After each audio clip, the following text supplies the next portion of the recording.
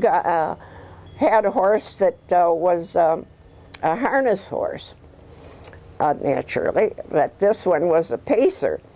So back in the 30s, he went up to Lakewood, and I can't remember what street it was on, but Robert H. Jackson and some of his friends owned what we called the stock farm. Right.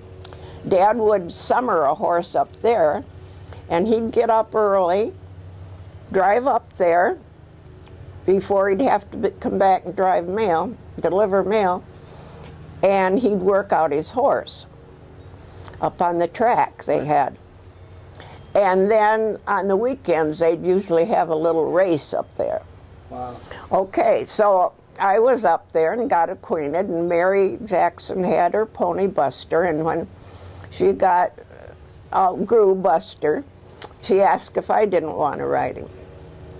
And there was a paddock where she'd work him, and he was stubborn. And if he got tired of exercising in the paddock, he would rub you right up against the railing. I can remember my shin being rubbed right up against the rail of the paddock. And then when she wanted to give him a little discipline, this one day I remember she decided to ride him up and show him who was boss. So it's from the stable up a little distance to the track. That pony would just go in circles. Wow.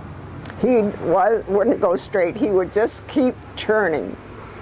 So I have some. And then Mary, well, she loved horses, so. And she had a good friend that liked to ride.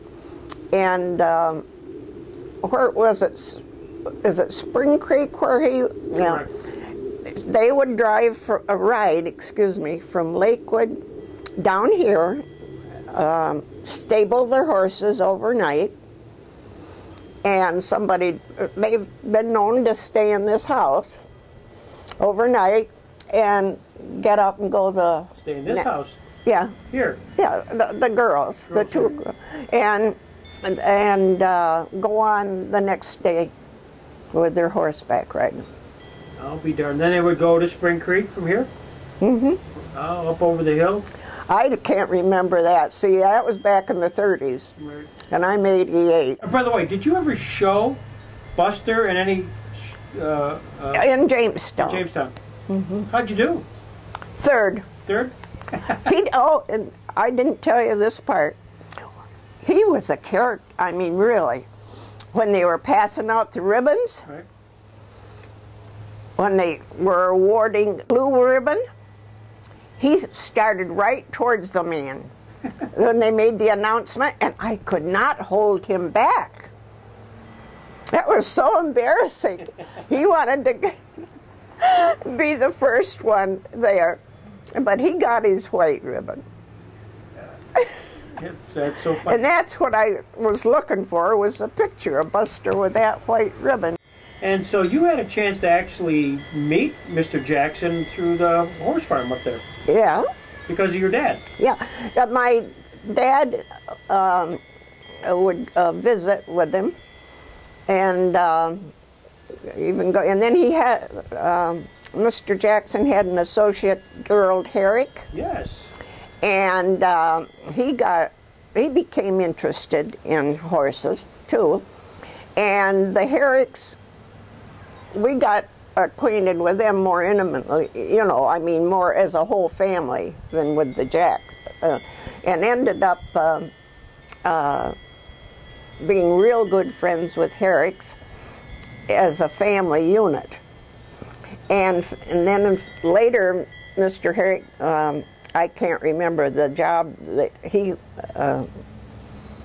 went into down in D.C., and we visited them and spent better part of a week with the Herricks, and I really saw Washington, D.C. in depth, because the daughters, and they'd take chaperone us, and we'd take a bus and go all over sightseeing. Now, at some point, you have the assignment at school to do. Mm-hmm. And describe all that. Well, I had teenagers. I really liked reading a lot, and I wrote. In fact, I have a journal in there, probably up in the attic, a lot of them, and I liked to write. And we had this, we had a little school newspaper, and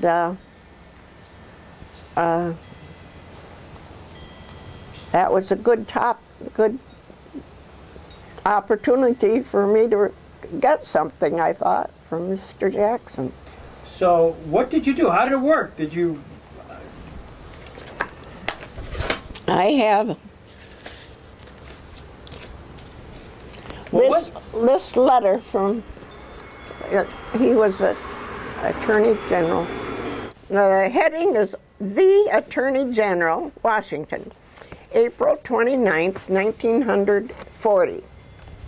Dear Phyllis, I am sorry that I am so far away that our interview has to be conducted by correspondence, but I will try to answer your questions. I went to grade in high school at Frewsburg and then to Jamestown High School. I then went to Albany Law School and mostly to the school known as the School of Hard Knocks. The subjects that interested me most were hard to describe because I was interested in all of the subjects that I took. But probably history and English held the greatest charm for me. I certainly believe that high school training has a definite bearing on one's future. In fact, in the complicated modern world, I do not see how any less than this would equip one to understand what is going on about him. Your fourth question is a little difficult to answer. I do not believe American youth should become excited over isms. But of course, doctrines such as communism or fascism, backed by powerful international organizations, may have an important bearing on their lives. I am sending you a speech to the American Youth Congress, which I think gives you my views on that subject in that paper I gave you.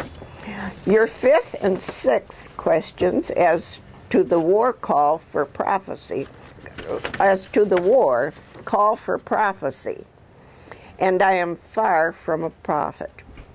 I hope and believe that the United States will not be involved. At the same time, I'm confident that the Scandinavian countries would not become involved, but their beautiful lands have been borrowed as a scene for the fight without their permission.